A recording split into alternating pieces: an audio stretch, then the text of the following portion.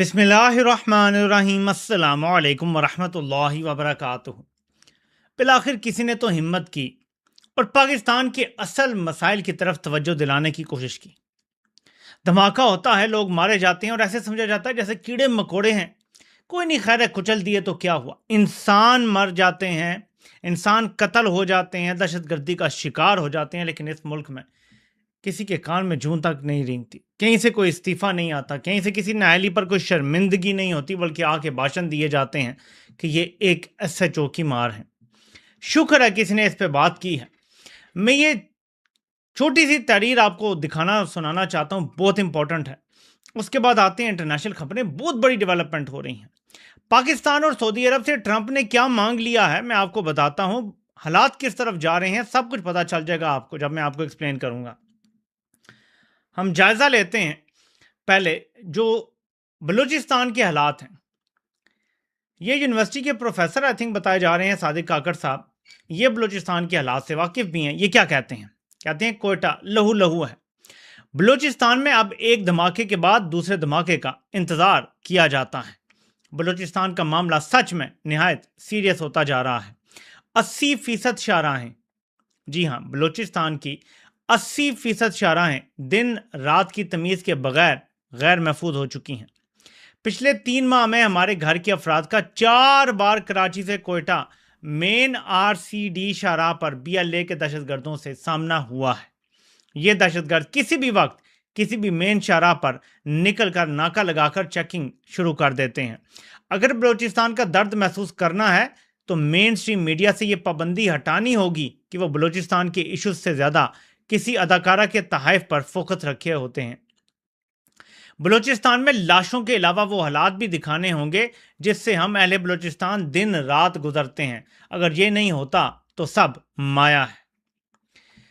دیکھیں، لوگوں کو بولنا پڑے گا اس ظلم کے خلاف۔ اگر ہم سارے ڈرتے رہیں گے، ہر ایشو پر ہی ڈرتے رہیں گے کہ یار مار دیں گے، اٹھا کے لے جائیں گے، فلاں کر لیں گے، تو ہم ایک ایک کر کے کوئی نہ کوئی تو بولے گا، وہ ایسے ہی اپنی جان گنواتا رہے گا۔ لیکن اگر پوری قوم کھڑی ہو جائے اور پوری قوم ڈیمانڈ کرے، جیسے میں نے صبح ویڈیو میں آپ کو بتایا تھا ان کو کہ دیکھیں بلوچستان کا ایشو ایسے خلا میں ویکیوم میں نہیں پیدا ہو رہا، وہاں پہ مسائل ہیں جس کی وجہ سے یہ ہو رہا ہے۔ کیسے دہشت گردوں کو اتنے زیادہ انسانوں کی سپلائی مل رہی ہے کہ وہ بڑھتے ہی جا رہے ہیں کم ہونے کے بجائے۔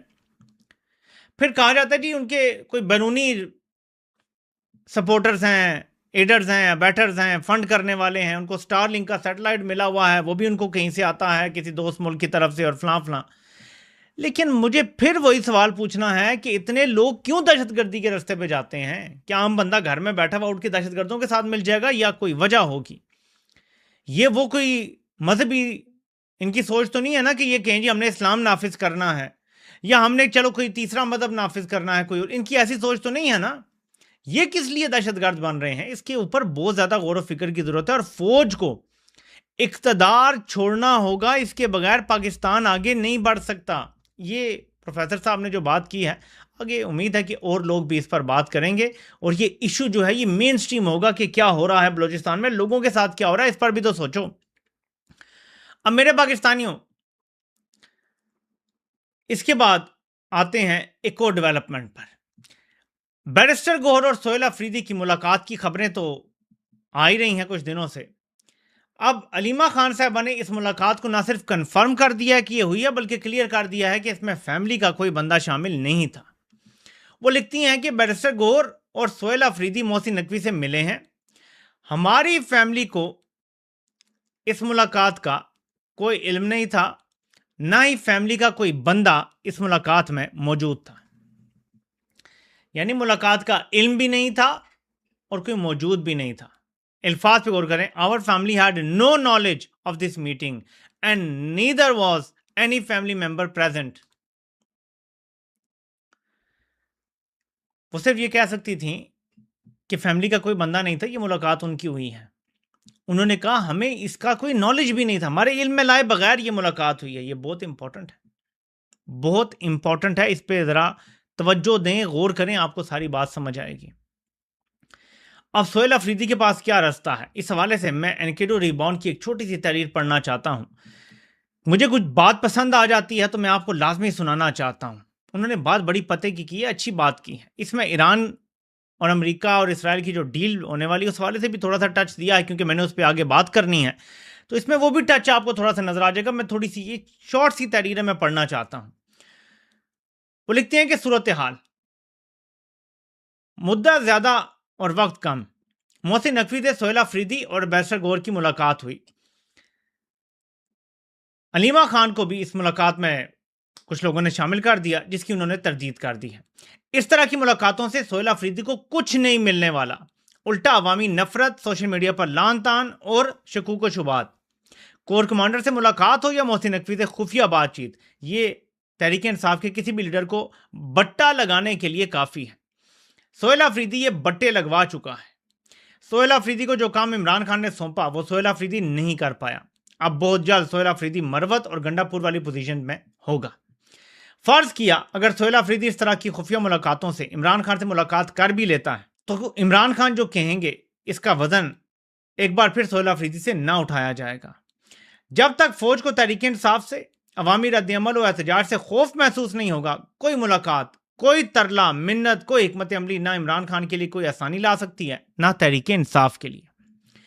احمقوں کی دوزخ میں رہتے وہ لوگ جنہیں یہ لگتا ہے کہ امریکہ اور ایران کے درمیان ایک پائیدار ڈیل ہوگی، ایران کو قدم جمانے کا موقع دیا جائے گا اور اس کے بعد سب ہنسی خوشی رہنے لگیں گے۔ ایرانی مزاحمت نے سب کے اندازے غلط ثابت کیے، لیکن یہاں ایران کو قدم جمانے کا موقع دینے کا مطلب ہے کہ ایران کو ایک بار پھر پورے خطے میں مضبوط ہونے کا موقع دینا۔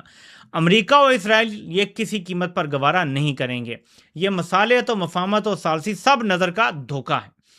ان احمقوں کے پڑوسی وہ احمق ہیں جو یہ سمجھتے ہیں کہ اگر ایران اور امریکہ کے درمیان کوئی معاہدہ طے پا گیا تو پاکستان میں پیٹرولیم مصنوعات کی قیمتیں واپس جنگ سے پہلے والی سطح پر پہنچ جائیں گی۔ یہ قیمتیں فوجی معاشی پالیسیوں کا بھتہ بن چکی ہیں۔ ایکسپورٹس گر رہی ہیں، بیرونی سرمایہ کاری کم ہو رہی ہے، گروتھ ریٹ کم ہو رہا ہے، انڈسٹری بند ہو رہی ہے۔ ایسے میں نااہلوں کے پاس ملک چلانے کا ایک ہی طریقہ ہے، بے تحاشا انڈائریکٹ ٹیکس، اور اس کے لیے سب سے آسان ہدف ہے پیٹرولیم مصنوعات اور بجلی۔ لہذا نکلتی چیخوں کے لیے تیار رہیں۔ تو میرے پاکستانیوں، اس تحریر میں 2-3 ایشوز کا احاطہ کر دیا گیا ہے۔ ایک تو سہیل آفریدی کی ملاقات، اس سے جو بھی نتیجہ نکلے گا، اگر اس ملاقات کے نتیجے میں ملاقات ہو بھی جاتی ہے عمران خان سے، تو سہیل آفریدی اس ملاقات کا وزن تو ویسے بھی نہیں اٹھا سکیں گے۔ اگر ہو بھی جاتی ہے بالفرض، اول تو ہوتی ہے، فی الحال نظر نہیں آ رہی، لیکن ہو جاتی ہے بالفرض، وہ وزن نہیں اٹھا سکیں گے اس ملاقات، کیونکہ جب آپ اس طرح کی میٹنگز کے بعد کچھ حاصل کرتے ہیں تو اس کے بعد آپ کچھ حاصل نہیں کر سکتے۔ تو یہ ایک امپورٹنٹ چیز ہے۔ علیمہ خان نے تردید بھی کر دی ہے کہ وہ شامل نہیں تھی، بہنیں شامل نہیں تھیں۔ اور اس کے بعد ایران کے معاملات، کیونکہ ایک اچھی بات کی ہے، ایک نقطہ اٹھایا ہے کہ ایران کو دوبارہ کیا موقع دیا جائے گا۔ اس حوالے سے میں آپ کو بتاتا ہوں، نیتن یاہو نے یہ پوسٹ کیا ہے اپنے اکاؤنٹ سے، ایران کے پاس کبھی بھی ایٹمی ہتھیار نہیں ہوں گے۔ اس کے بعد نیتن یاہو نے کچھ اور بھی پوسٹ کیا ہے، اور وہ بھی میں آپ کو دکھانا چاہتا ہوں، کیونکہ میں نے آپ کو بتایا تھا کہ نیتن یاہو ٹرمپ سے بات کرنے کی کوشش کرتا رہا، بالآخر اس کی بات ہو گئی، یہ میں نے آپ کو دن کی ویڈیو میں بتایا تھا۔ اب وہ کہہ رہا ہے کہ ہاں میری ڈونلڈ ٹرمپ سے بات ہوئی، جو ایک MOU سائن ہونے جا رہا ہے to reopen the Strait of Hormuz and the upcoming negotiations towards a final agreement on Iran's nuclear program. I expressed my deep appreciation to President Trump for his unwavering commitment to Israel's security, including during Operation Roaring Lion and Epic Fury, when American and Israeli forces fought shoulder to shoulder against the Iranian threat. President Trump and I agreed that any final agreement with Iran must eliminate the nuclear danger. That means dismantling Iran's nuclear enrichment sites and removing its enriched nuclear material from its territory. یہ دو چیزیں ہیں اور میں ان پر بات کرتا ہوں۔ President Trump also reaffirmed Israel's right to defend itself against threats on every front, including Lebanon. The partnership between us and our two countries has been proven on the battlefield and has never been stronger. My policy, like President Trump's, remains unchanged. Iran will not have nuclear weapons. اب اس میں 2 سے 3 باتیں Nitin Yahoo نے واضح کر دی ہیں۔ Trump تو deal کی بڑی باتیں کر رہا ہے، نیتن یاہو نے کہا ہے کہ ڈیل صرف تب ہوگی جب ایران اپنے ملک کے اندر تمام نیوکلیئر فیسلٹیز کو ڈسمنٹل کرے گا، ٹھیک ہے، سارا انرچ یورینیم تباہ کرے گا، ایران اپنے ملک سے نکالے گا، اور تیسری چیز لبنان کے حوالے سے ہماری جو مرضی آئے گی ہم کریں گے۔ اور یہ تینوں چیزیں وہ ہیں جس کے بارے میں پھر ایرانی سورسز کہتے ہیں کہ ان کی وجہ سے ڈیل جو ابھی اتنے قریب لگی ہوئی ہے وہ ناکام ہو سکتی ہے، کیونکہ نیتن یاہو نے تو کہہ دیا، میری ریڈ لائنز یہ ہیں کہ ایران کے اندر کوئی نیوکلیر فیسلٹی نہیں ہوگی۔ ایران کہتا ہے ہمارا حق ہے یورینیم انرچ کرنا NPT کے تحت، نان پروفیلریشن جو ٹریٹی ہے اس کے تحت قانونی طور پہ آپ کو پرامن طریقے سے اگر آپ اس کے سگنیٹری ہیں تو آپ کو حق حاصل ہے، لیکن ہر قانون کو فالو کر کے۔ ایران کہتا ہے یہ ہمارا حق ہے، ہم بدماشی نہیں مانیں گے، ہاں ہمیں ایٹمی ہتھیار نہیں بنانے، ہمیں ضرورت نہیں ہے، لیکن ہم انرچمنٹ لازمی کریں گے۔ نیتن یاہو نے کہہ دیا کوئی انرچمنٹ نہیں، ساری فیسلٹیز ہی ختم ہوں گی، یورینیم سارا ان کا ختم ہوگا۔ تو یہاں سے آپ اندازہ لگا لیں کہ ان کی نیت خراب ہے ایران کے حوالے سے۔ اب میں ٹرمپ کی بھی بات آپ کو بتا دیتا ہوں۔ ٹرمپ کیا چورن بیچ رہا ہے نیتن یاہو کو، اور یہ بڑا امپورٹنٹ ہے۔ ٹرمپ کے اپنے گولز ہیں اور اپنے طریقوں کے، اس کے مڈ ٹرم آ رہے ہیں سر پہ، 3-4 مہینے کی گیم رہ گئی ہے، مڈ ٹرم اس کے سر پہ کھڑے ہیں۔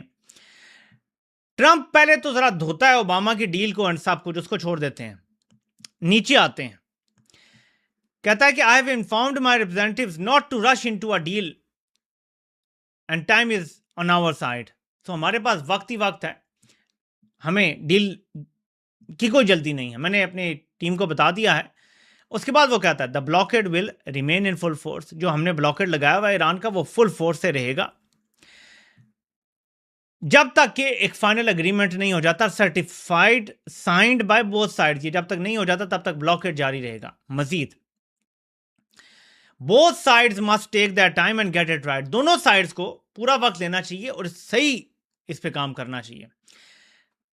آگے وہ لکھتا ہے امپورٹنٹ چیز، there can be no mistakes، our relationship with Iran is becoming a much more professional and productive one۔ ہمارا ایران کے ساتھ جو تعلق ہے وہ اب پہلے سے بہت زیادہ پروفیشنل اور بہت زیادہ پروڈکٹیو ہونے جا رہا ہے یا ہو چکا ہے۔ they must understand however that they cannot develop or procure a nuclear weapon or bomb۔ ٹھیک ہے جی، وہی بات کر دی کہ ایران کو یہ سمجھنا ہوگا کہ وہ نیوکلیئر ہتھیار یا بام نہیں بنا سکتے۔ آگے I would like to thank thus far all of the countries of the Middle East for their support and cooperation, which will be further enhanced and strengthened by their joining the nations of the historic Abraham Accords, and who knows, perhaps the Islamic Republic of Iran would like to join as well. Thank you for your attention to this matter۔ یہ ہے important part جس سے مجھے یہ سمجھ آیا ہے short میں کہ ٹرمپ نے نیتن یاہو کو یہ چورن بیچا ہے، کیونکہ نیتن یاہو جنگ چاہتا ہے، نیتن یاہو نے بیان بھی کر دیا ہے، تو ٹرمپ نے یہ چورن بیچا۔ اور میں آپ کو بتاؤں گا میں یہ کیوں کہہ رہا ہوں کہ اگر ہم یہ جنگ بند کر دیں گے تو اس کے بدلے عرب ممالک اور ان کے ساتھ Pakistan buy one get one free میں آئے گا، یہ اسرائیل کو تسلیم کر لیں گے، تو تمہارے ساتھ سب کے سفارتی تعلقات ہو جائیں گے، عرب اسرائیل جو کنفلکٹ ہے یہ ختم ہو جائے گا، تمہارا بھلا ہوگا، کیونکہ سارے ممالک تمہارے ساتھ دوستی کریں گے، تمہارے سفارت خانے کھل جائیں گے، تمہیں موقع ملے گا ان ممالک کو انفلٹریٹ کرنے کا، اپنی ایمبیسی کے ذریعے جاسوسی کا پورا نیٹ ورک بنانے کا، جو بھی مطلب ڈیپ باتوں کو تو چھوڑ دینا، اسرائیل کو تسلیم کر لیں گے یہ سارے ممالک۔ یہ ٹرمپ نے ابھی چورن بیچا ہے، جو ان باتوں سے سمجھ آتا ہے نیتن یاہو کو۔ نیتن یاہو نے یہ چورن کسی حد تک خریدا ہے، اس کی نشانی کیا ہے؟ میں آپ کو لنڈزے گریم کا یہ پوسٹ دکھاتا ہوں۔ لنڈزے گریم کہتا ہے کہ یہ جو مذاکرات ہو رہے ہیں، نیگوسیشنز ہو رہی ہیں ایرانی کنفلکٹ کے حوالے سے، جو عرب and Muslim allies in the region agreed to join the Abraham Accord, if in fact as a result of these negotiations to end the Iranian conflict, our Arab and Muslim allies in the region agreed to join the Abraham Accords, it would make this agreement one of the most consequential in the history of the Middle East۔ وہ کہتا ہے اگر واقعی ان مذاکرات اور جو یہ negotiation settlement ہو رہی ہے اس جنگ کو ختم کرنے میں، اگر عرب ممالک اور باقی ہمارے مسلمان الائز، ظاہر ہے جس میں پاکستان نمبر 1 ہے، اگر وہ ابراہم اکارڈ کو جوائن کر لیتے ہیں تو یہ سب سے بڑا معاہدہ ہوگا، بہت ہی کانسیکوینشل معاہدہ ہوگا۔ یعنی یہ چورن بیچا گیا ہے، نیتن یاہو نے خریدا ہے، لنڈزے گریم بھی اس کو ایکسیپٹ کر رہا ہے کہ ٹرمپ نے یہ کہا جی، میں نے ان سے کہا جی میں جنگ اس شرط پہ بند کروں گا، تم لوگ چاہتے ہو میڈیشن کر رہے ہو ایران کے ساتھ حملہ نہ کرو، فلاں نہ کرو، میں جنگ بند کر دوں گا، لیکن پھر تمہیں اسرائیل کو تسلیم کرنا پڑے گا۔ یہ شرط رکھ دی ہے ٹرمپ نے، جو بظاہر سمجھ آتا ہے، اور لنڈزے گریم بھی اس پہ خوش ہے، نیتن یاہو بھی اس پہ خوش ہے۔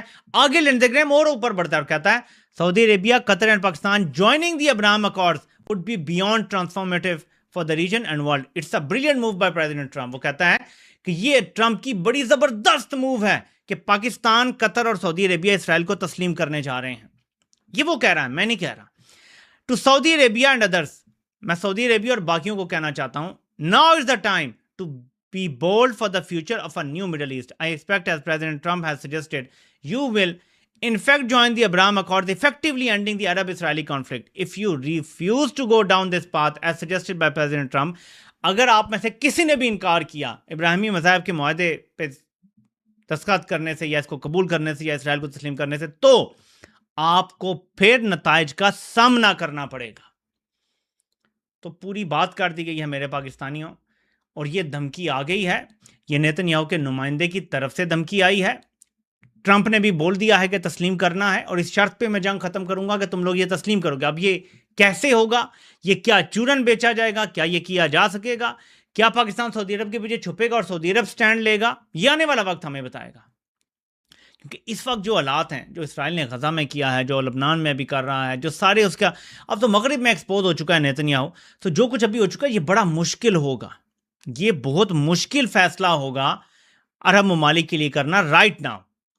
اور پاکستان تو ظاہر ہے کہ عرب ممالک کے پیچھے چھپے گا, اور وہ ٹرمپ کو یہی کہے گا جی ہم تیار ہیں, ہماری طرف سے کوئی مسئلہ نہیں ہے, لیکن عرب ممالک کریں گے تو ہمیں ان کے ساتھ کرنا ہوگا, ہم نے اکیلے کیا تو ہماری عوام ہمیں نوچ دے گی. یہ ایک کہانی بیچی جائے گی, لیکن سٹینڈ سعودی عرب نہیں لینا ہے. اگر لینا ہے تو دیکھتے ہیں سعودی عرب سٹینڈ لے سکتا ہے یا نہیں لیتا.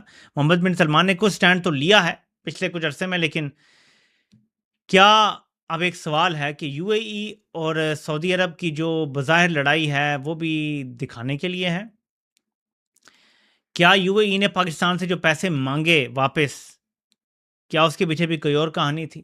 کیونکہ پاکستان اب 3-4 ممالک کا مرہون منت ہونے کے بجائے پورے کا پورا سعودی عرب کا مرہون منت ہے.